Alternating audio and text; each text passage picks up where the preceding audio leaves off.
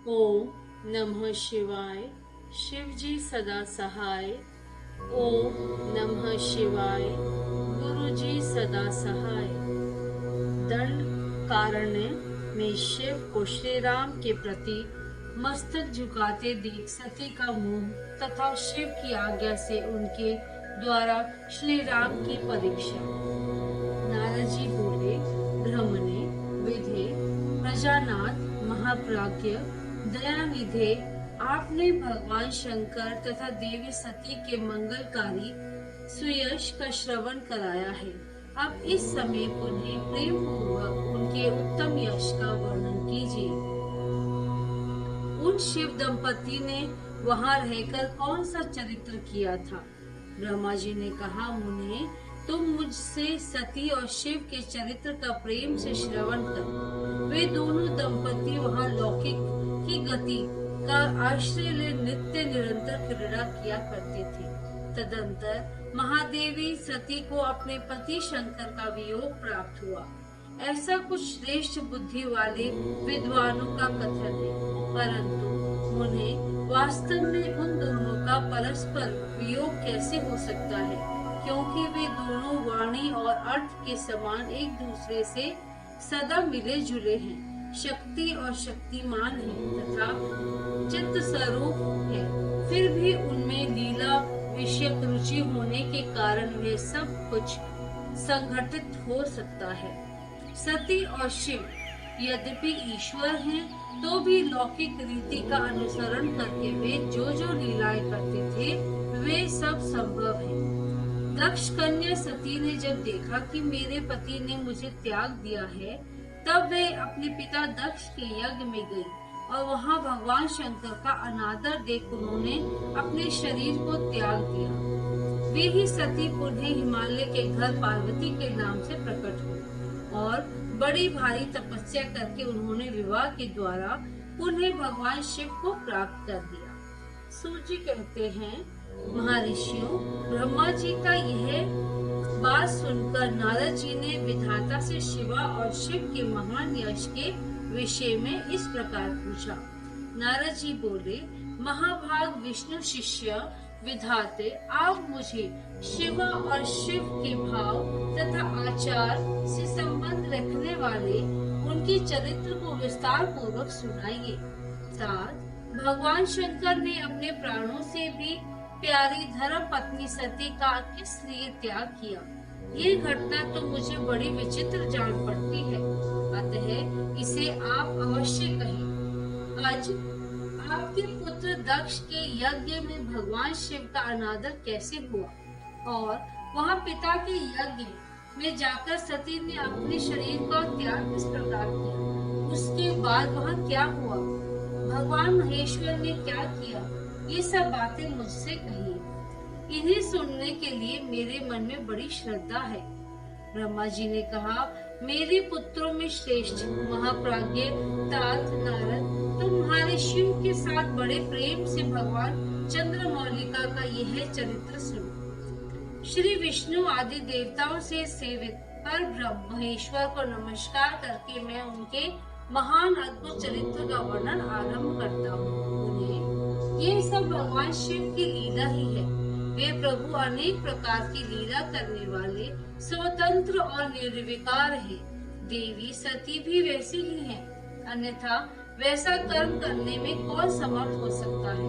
परमेश्वर शिव ही पर ब्रह्म परमात्मा है। एक समय की बात है, तीनों लोकों में विचरने वाले लीला विशारद भगवान रुद्र सती के साथ बैल पर आरूढ़ हो इस भूतल पर भ्रमण कर रहे थे।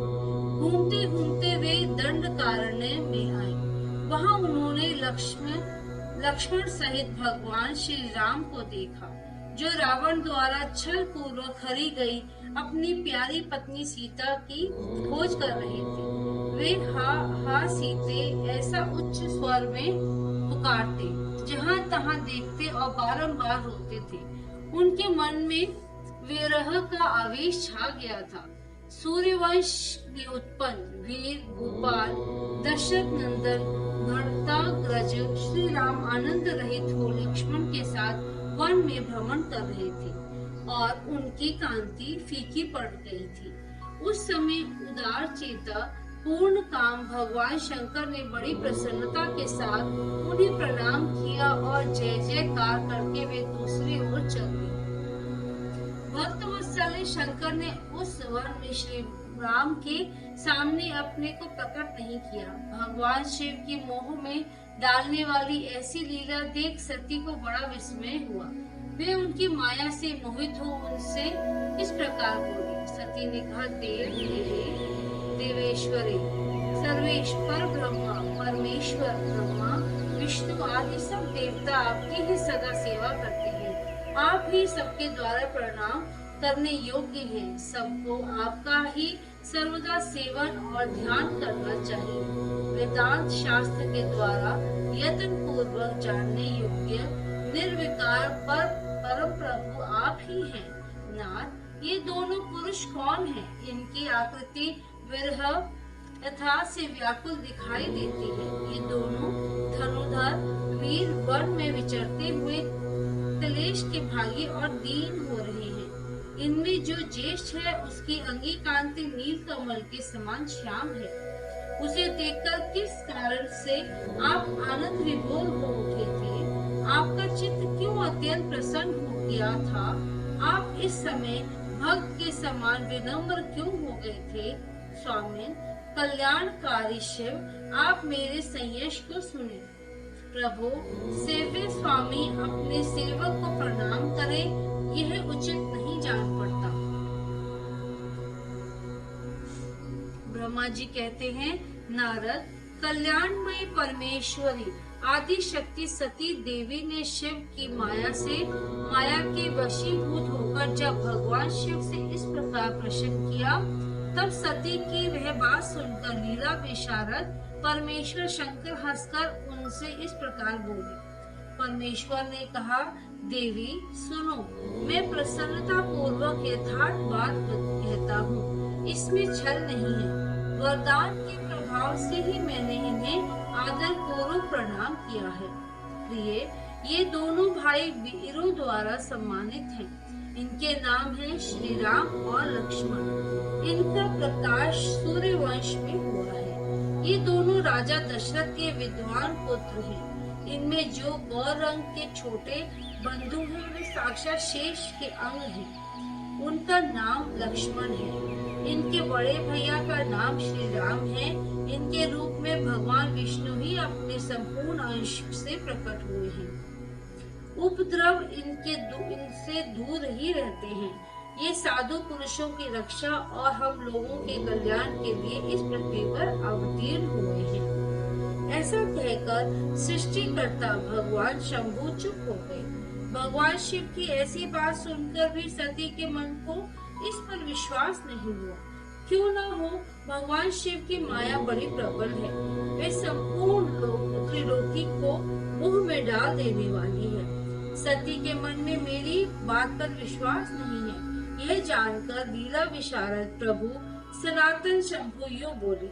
शिव जी ने कहा, देवी मेरी बात सुनो। यदि तुम्हारे मन में मेरे कथन पर विश्वास नहीं है तो तुम वहां जाकर अपनी ही बुद्धि से श्री राम की परीक्षा करो। प्यारी सती, जिस प्रकार तुम्हारा मोह या भ्रम नष्ट हो जाए वह करो। तुम वहां जाकर परीक्षा करो। तब तक मैं इस बरगद के नीचे खड़ा हूँ। ब्रह्मा जी कहते हैं, नारद, भगवान शिव की आज्ञा से ईश्वरी सती वहां गई और मन ही मन ये सोचने लगी कि मैं वनचारी राम की कैसे परीक्षा करूं। अच्छा, मैं सीता का रूप धारण करके राम के पास चलूं। यदि राम साक्षात विष्णु है तब तो सब कुछ जान लेंगे, अन्यथा वे मुझे नहीं पहचानेंगे। ऐसे विचार सती सीता बनकर श्री राम के समीप उनकी परीक्षा लेने के लिए गई। वास्तव में वे मुंह में पड़ गई थी। सती को सीता के रूप में सामने आई देख शिव शिव का जप करते हुए रघुकुल नंदन श्री राम सब कुछ जान गए और हंसते हुए उन्हें नमस्कार करके बोले। श्री राम ने पूछा, सती जी आपको नमस्कार है। आप प्रेम पूर्वक बताएं भगवान व शंभु कहाँ गए हैं? आप पति के बिना अकेली ही इस वन में क्यों आई हैं? देवी, आपने अपना रूप त्याग कर किस लिए यह नूतन रूप धारण किया है? मुझ पर कृपा करके इसका कारण बताइए।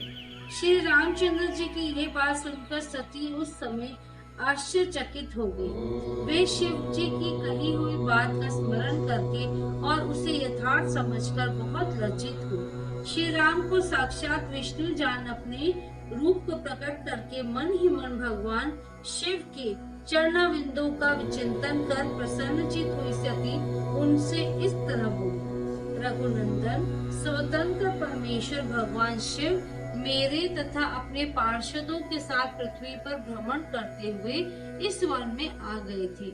यहाँ उन्होंने सीता की खोज में लगे हुए लक्ष्मण सहित तुमको देखा।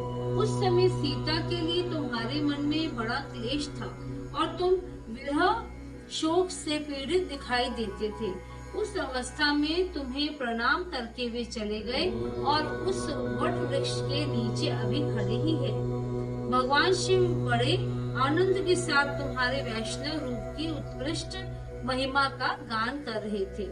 यद्यपि उन्होंने तुम्हें चतुर्भुज विष्णु के रूप में नहीं देखा तो भी तुम्हारा दर्शन करते ही वे आनंद विभोर हो गए। इस निर्मल रूप की और देखते हुए उन्हें बड़ा आनंद प्राप्त हुआ। इस विषय में मेरे पूछने पर भगवान शंभु ने जो बात कही उसे सुनकर मेरे मन में भ्रम उत्पन्न हो गया।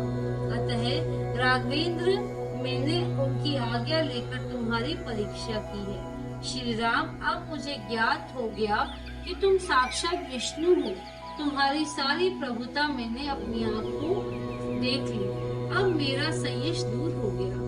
तो भी महामते, तुम मेरी बात सुनो। मेरे सामने यह सच सच बताओ कि तुम भगवान शिव के भी वंदनीय कैसे हो गए। मेरे मन में यही एक संदेह है, इसे निकाल दो और शीघ्र ही मुझे पूर्ण शांति प्रदान करो। सती का वचन सुनकर श्री राम के नेत्र प्रफुल्लित कमल के समान खिल उठे। उन्होंने मन ही मन अपने प्रभु भगवान शिव का स्मरण किया। इससे उनके हृदय में प्रेम की बाढ़ आ गई। उन्हें आज्ञा न होने के कारण वे सती के साथ भगवान शिव के निकट नहीं गए तथा मन ही मन उनकी महिमा का वर्णन करके श्री रघुनाथ जी ने सती से कहना प्रारंभ किया। अध्याय 24 समाप्त।